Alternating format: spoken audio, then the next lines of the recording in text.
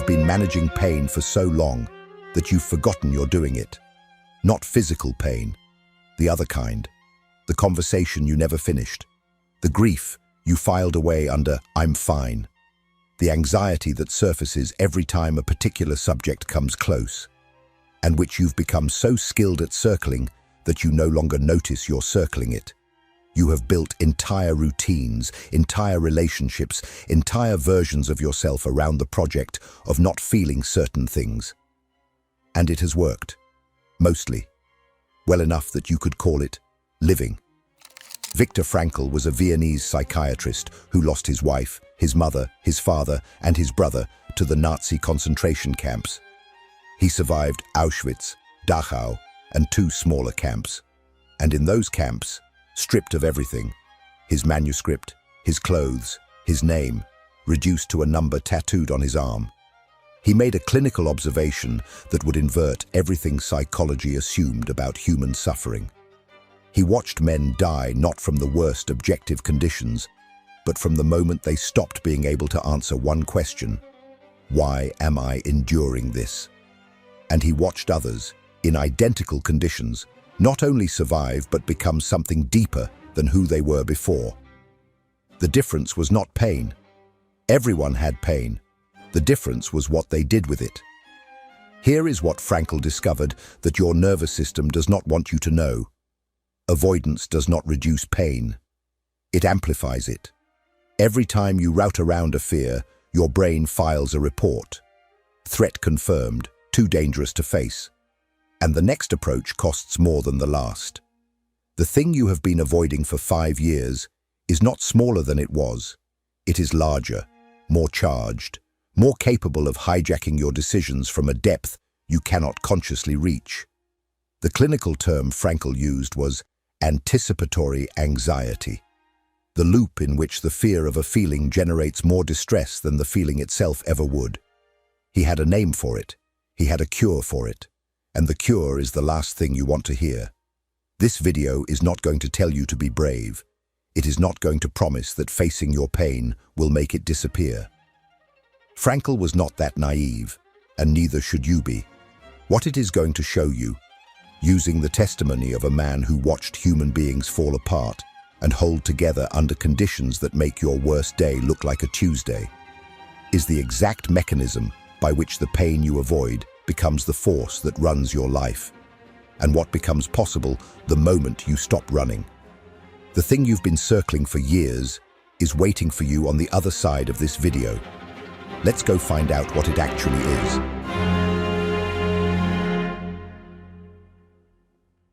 Avoidance works. That's the problem. Not in some vague, long-term, you'll regret this later way.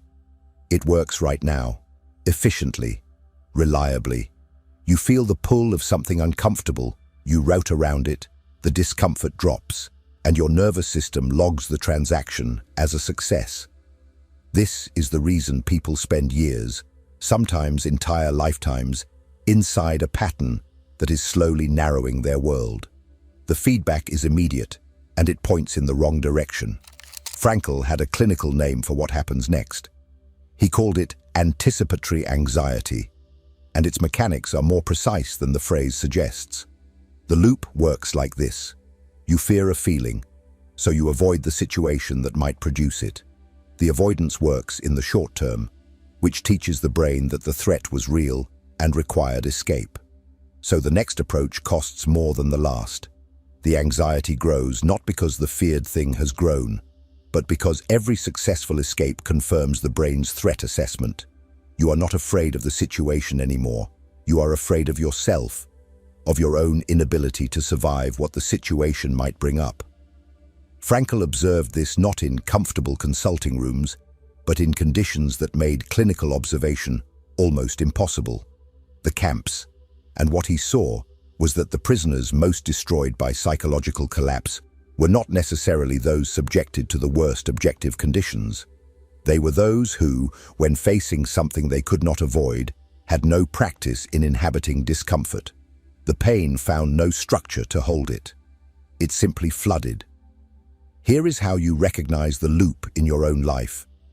Not in extremity, but in the ordinary texture of a Tuesday. The signal is disproportionality. When the emotional charge you feel around something is larger than the situation seems to warrant. When the thought of a conversation makes your chest tight. When a mild inconvenience produces rage that surprises you. When you feel a pull to check your phone precisely when a particular silence falls. That disproportion is the accumulated interest on avoided pain. The thing underneath is not the thing that triggered it. It is everything you successfully routed around before it. The practical move here is not to confront the biggest thing immediately. It is to start by simply noticing the disproportionality without immediately escaping it. You don't need to open the conversation, feel the grief, or face the fear today. You need to sit with the discomfort of noticing that the discomfort is there for 30 seconds longer than you usually would before reaching for the distraction. That is the first interruption, not heroics, just the gap before the escape. What this reveals, over time, is the actual shape of what you're carrying. Not the vague sense that something is wrong, but the specific contours of what you have been refusing to look at. And the content of that refusal, what you're actually protecting yourself from, what the pain would mean if you let it register, is what the next part of this video is about. If this content is making sense to you, click the subscribe button and subscribe to the channel. Thank you for your support.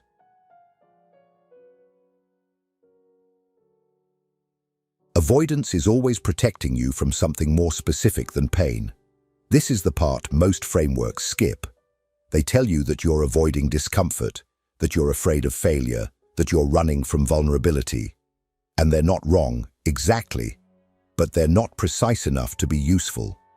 Because the real architecture of your avoidance isn't built around pain in the abstract. It's built around what the pain would mean. The grief you won't process isn't just grief. It's the confirmation that something is gone and isn't coming back. The conversation you won't have isn't just uncomfortable. It's the risk that having it makes real something you've been able to keep theoretical. The anxiety you won't sit with isn't just unpleasant. It contains information about your life that, once received, you can no longer claim you didn't know. Frankl saw this with clinical clarity in the camps. The men who collapsed first were rarely those in the worst objective conditions. They were those who had lost the capacity to locate a reason to endure. In Man's Search for Meaning, he describes the moment a fellow prisoner stopped getting dressed in the morning, lay in his own filth, refused to move, surrendered. Frankl's diagnosis wasn't despair in the clinical sense. It was the loss of orientation. The man no longer knew what his suffering was for, and without that answer, the suffering became not just painful, but unintelligible. Pointless pain is unbearable in a way that purposeful pain is not. The body follows meaning. When meaning collapses, so does the will to continue. What this means for you, in conditions that are almost incomparably less extreme, is this. Underneath most chronic avoidance, there is a question you are refusing to answer. Not refusing consciously. Refusing by making sure the conditions under which the answer would surface never arrive. The question is different for each person, but it tends to take one of three forms. It is a question about loss. Something that is already gone, that you have not yet admitted, is gone. It is a question about failure. Something you have done, or not done, that you have not yet allowed yourself to reckon with. Or it is a question about who you actually are, underneath the version you have spent years constructing and maintaining. Here is the Frankl move that most readings of his work underuse. He didn't ask patients what they were suffering from. He asked what was waiting for them on the other side of the suffering. What unfinished work, what person, what task remained theirs alone to complete. The question you can use now is the same one, in a quieter form. What would become available to you if you stopped protecting yourself from what you're protecting yourself from? Not what would you feel, what would become possible? What decision would you finally be able to make? What version of yourself would have room to exist? The answer to that question is usually not comfortable, but it is almost always more honest than anything avoidance has produced, and it opens directly onto the mechanism that keeps the loop running. The specific way that every act of protection gets converted into control. That conversion has a structure. Frankl found it in the clinic before he found it in the camps, and understanding it changes what you thought you knew about fear.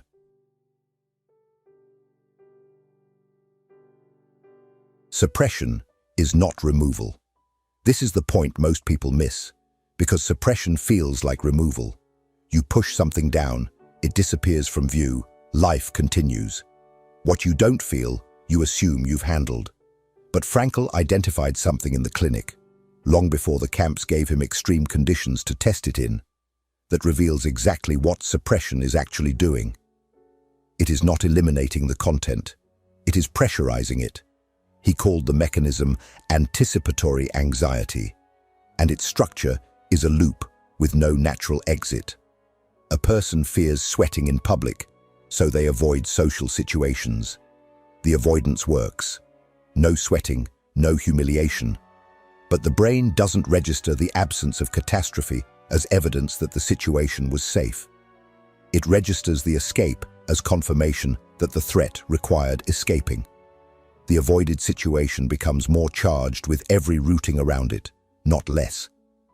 Frankl treated a young physician whose fear of perspiration had become so consuming that the anxiety itself produced the sweating he dreaded. 4 years inside that loop, one session of paradoxical intention to break it. The clinical detail matters here. Frankl's solution was not gradual exposure in the conventional sense. He instructed the physician to actively intend the feared outcome, to walk into the next triggering situation, resolved to sweat as dramatically as possible, to make a spectacle of it. The result was that the patient couldn't do it. When the intention reversed, the loop collapsed. The fear that had run 4 years of his life dissolved inside a week. What this reveals is something about the nature of the content you've been suppressing. It does not sit quietly in storage. It remains active, looking for expression, finding it in the wrong places, surfacing as disproportionate reactions to things that shouldn't matter as much as they do. The grief that wasn't processed becomes the rage that arrives at a dinner table argument about nothing. The fear that was never faced becomes the chronic, low-grade dread that follows you into otherwise fine mornings. You didn't remove anything. You redirected it into every available container except the right one. Frankl made this observation at scale in the camps, watching what happened to men whose suppression strategies finally ran out of room.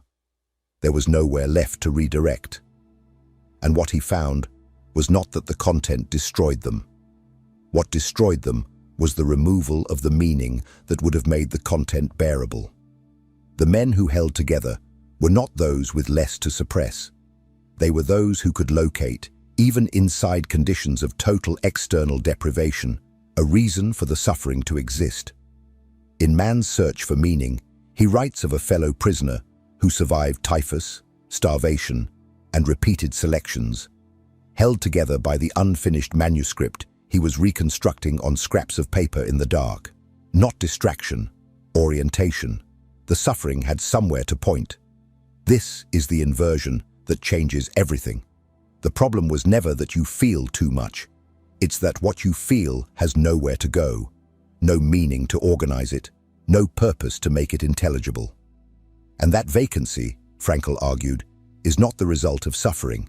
It is the result of a life spent optimizing for the avoidance of it, which opens the question of what that optimization has actually cost you, not abstractly, but in the specific texture of your daily life. That cost has a shape, and it's more recognizable than you've been allowing yourself to see. If what you're hearing resonates with you, you'll find real value in my ebooks. Beyond the Shadow breaks down Jung's core ideas, while Dialogues with the Unconscious gives you a 30-day path to apply them in your life. Both are linked in the pinned comment.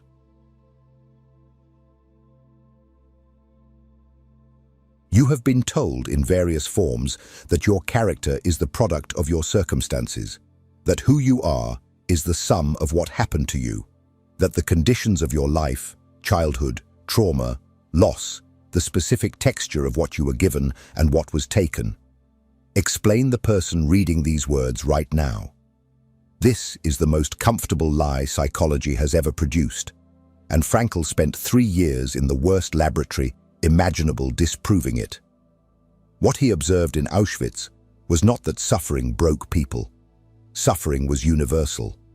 What differed, radically, visibly, in ways that could be watched across months, was what people became inside the suffering. He watched men who had arrived as professors become thieves. He watched men who had arrived as nobodies distribute their last piece of bread to someone worse off. The conditions were identical.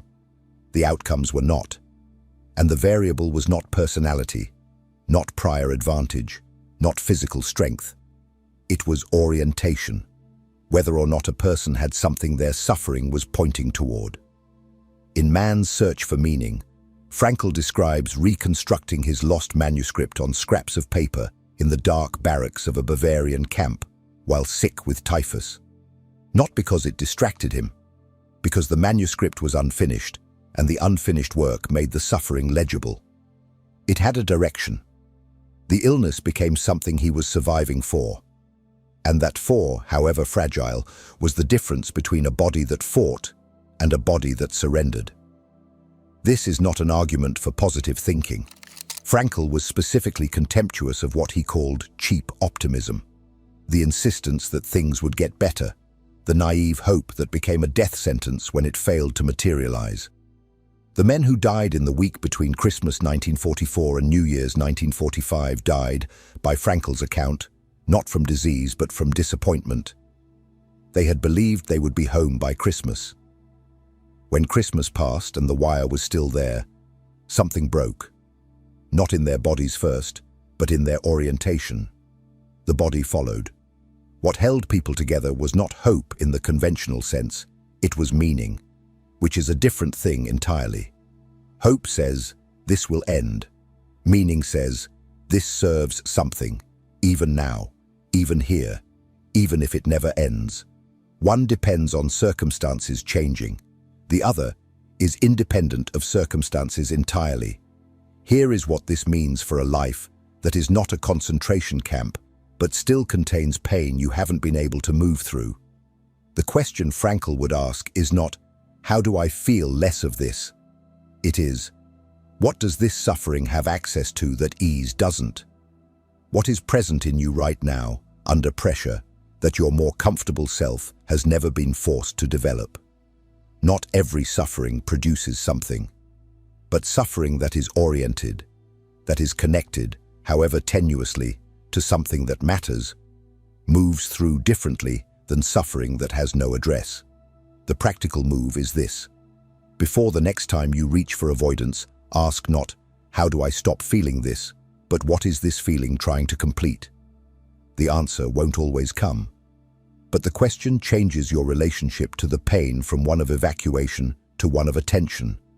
And attention, Frankl spent his life arguing, is the beginning of everything. What that costs you in the concrete texture of daily life, what avoidance has quietly taken from you across years of successful escape, is what the next part examines. The toll is more specific than you think.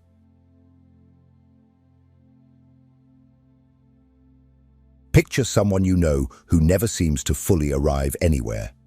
They are present in the room, but not in the conversation. They laugh at the right moments. They have opinions. They make plans. But there is a quality of distance to them, a sense that some more essential version of the person is perpetually unavailable, waiting somewhere behind the one you're talking to.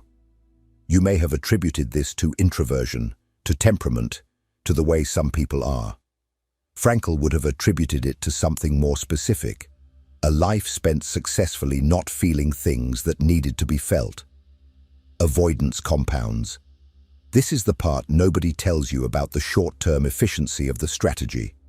Every rooted around grief, every swallowed confrontation, every anxiety numbed before it could deliver its information, each one doesn't disappear. It adds a layer of insulation between you and the world. The insulation works. You feel less of what you didn't want to feel. You also, gradually, feel less of everything else. Frankl called the result the existential vacuum, and he was precise about what it produces. Not dramatic suffering, boredom, a pervasive, low-grade sense of emptiness that the person carrying it almost never traces back to its source. Instead, it gets redirected into the will to power, the will to money, the will to pleasure. All of them substitutes for the will to meaning that avoidance has been quietly starving. Depression, aggression, addiction.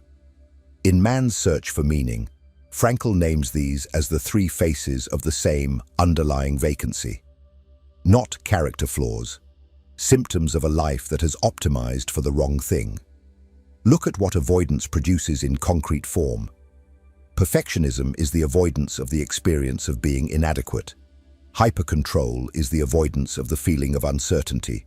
Emotional unavailability is the avoidance of the specific vulnerability that intimacy requires. Compulsive productivity is the avoidance of the silence in which certain questions become audible. These are not personality traits. They are strategies that have run so long they've been mistaken for identity. The cost isn't abstract. It shows up in the relationships where you are present but not reachable. In the decisions you don't make because making them would require feeling something you've been scheduling around. In the recurring sense, arriving at odd moments, a quiet Sunday afternoon, the space after a celebration, that something is missing, that you are somehow beside your own life rather than inside it. What Frankl observed in the camps was the logical extreme of what happens when a person's inner life has been stripped of everything but what cannot be taken. The freedom to choose their relationship to what they're experiencing. The prisoners who retained that freedom, who could still orient towards something, feel something, mean something through what they were enduring, were not the ones who suffered less. They were the ones who remained themselves. The ones who had spent a lifetime avoiding what was difficult to feel had, in a sense, already done the work of hollowing out the self that suffering needs to live inside. The move that reverses this doesn't require confronting everything at once. It requires one honest question, asked before the next escape. What am I actually trying not to know right now? Not what am I trying not to feel? What am I trying not to know? The feeling is the delivery system. The knowledge is what the avoidance is actually protecting you from. And what you'll find when you stop protecting yourself from it, what becomes available on the other side, is what the final part of this video is about.